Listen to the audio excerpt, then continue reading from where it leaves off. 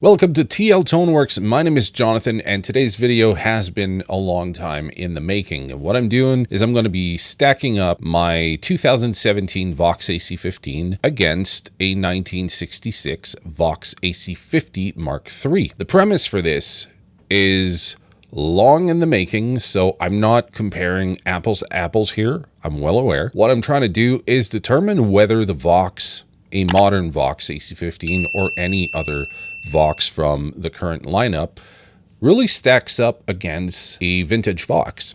I've heard it many times over the years. I've done hundreds of videos on the Vox AC15, and owners of vintage Vox always tell me these new Voxes, they're hot garbage. They don't sound anything like the old ones. Get rid of those, just buy the old stuff. And look, I get it. The old stuff has some mojo. The new stuff, well, unless you have an old amp on hand that you can compare it to, it's really hard to tell. So I've had a lot of people over the years ask me, do you think that the new Vox is basically as good as the old one? And I could never really answer that question. Here we are in 2026 at the making of this video, and I've owned my AC50 for 3 years. So I got it back in 2023 when I lived in Belgium. It didn't work properly at the time, so that's why I hadn't really made any videos up until now. Recently, I got it serviced here in Edmonton with Chuck over at C4, pretty much the reference in town when it comes to fixing amplifiers. It sounds awesome. I've played with it extensively now for a few months, and I feel like now is the time to compare it to my AC15. Okay, so what we're going to have to do is explain the purpose of this video. The two amps are substantially different. One of them is hand-wired back in the 1960s. The other one is mass-produced in 2017, all PCBs. The circuits are different, so the only thing that we can say for sure is similar is the logo and the look of the amps. So they both look like vintage Vox amplifiers. So why do this video? If the amps don't have the same power rating, are not made with the same circuits, what's even the point of this video? And I'm well aware some people are going to be in the chat just going, oh, you idiot, you can't compare these two, they're not the same. I get it. That's not the point of the video. We're not doing an apples to apples comparison. What I want to determine is whether the new Vox captures the essence of the older Voxes. So we know that they're made in China. We know that they are mass-produced, they have PCBs, the circuits might not even be related to the original. So did Korg, when they manufactured these amp, were they trying to replicate that sound without having to go through the trouble of making the same type of amplifiers? Or is it a new take on the Vox sound? That's what I'm wondering. So is an old Vox and a new Vox supposed to sound the same? Or is the new Vox its own thing? It's kind of tipping off the hat to the old ones, but it's doing something that is unique to the modern era of Vox amplifiers. So with that being said, I'm going to start talking about the differences in terms of specs with both. If you're like, I don't want to hear the talking, I just want to get to the playthrough, my friend, I'm going to have some chapters down below. Use those. No hard feeling. I get it. You just want to hear the comparison. But for those who want to know why I'm making this comparison in the first place, we need to be talking about the differences, how I'm going to mitigate as many differences as I can in this video so that we're getting both amplifiers as close as possible in terms of tone, and then we're going to hear the differences and the similarities, if any, by the end of this video. So I'm going to be putting it through a bunch of tests. If you wonder how I'm approaching this, that's what I'm going to be doing now. If you're just like, I want to hear it, use the chapters.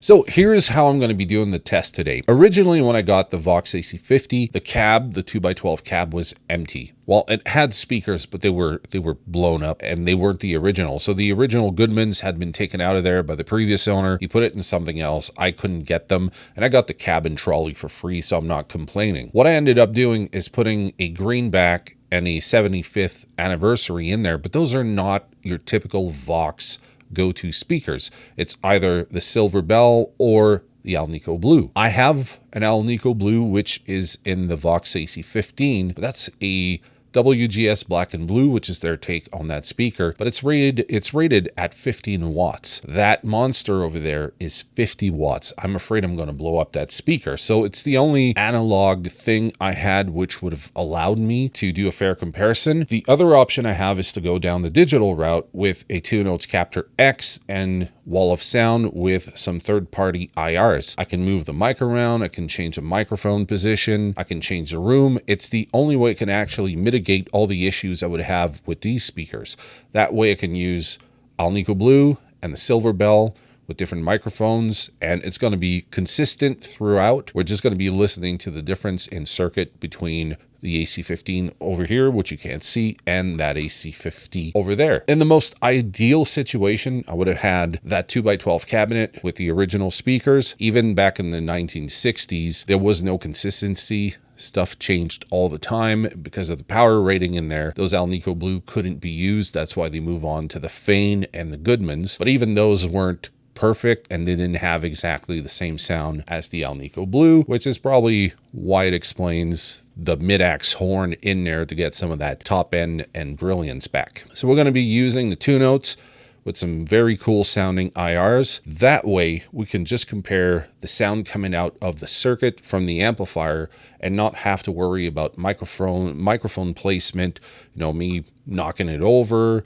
or using different cabinets or using different speakers. So it's going to be pretty consistent in that arrangement. So that's what I'm going with.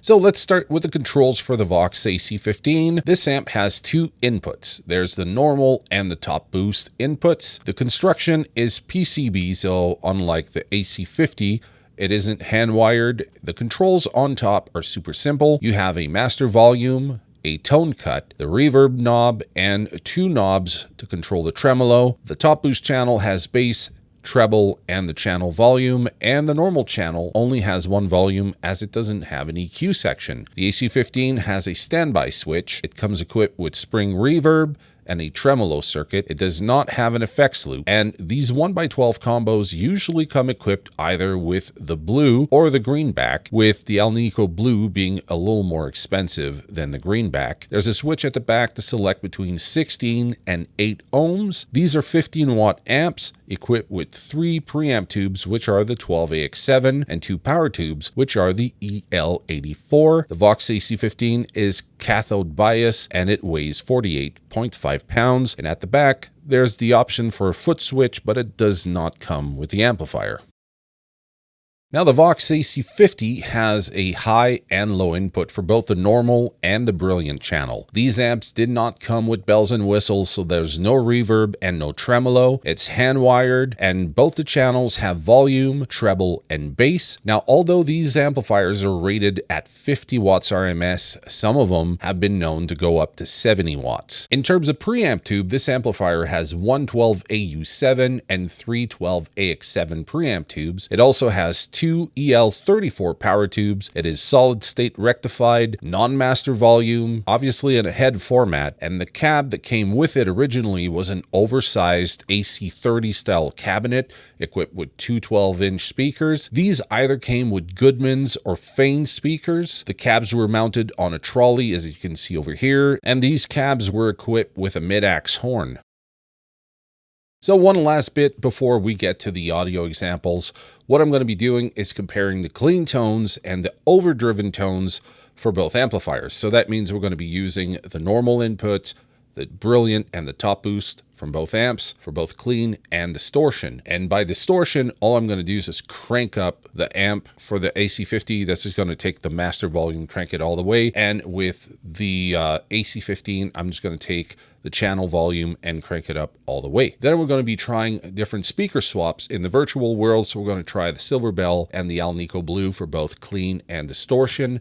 And then we're going to use your classic go-to pedals that everyone uses with a Vox. Crowther Hot Cake, the Tim V3, a Rat. We're going to use a treble booster. We're going to use the Fulltone OCD, and I'm going to use a fuzz face clone just so we get a good grasp of whether both amps can handle pedals very well, and if there's any similarity in how they handle pedals. The other little bit that I've added to the whole thing, just to make it a fair comparison, is that I'm using the wiretap. So basically, I record one performance once, and then when I want to switch to the other amp, I just press play, and I'm getting the exact same performance. So there's no nuance in timing, no difference in picking or tuning differences. It's the exact same performance. And the last bit I added is that in post, I'm going to use what we call normalizing, which is to take both performances and make them be as loud as one another so that there's no difference in volume. That is it. That's enough talking. I've set the stage for how I'm doing this. Now let's get to the audio examples.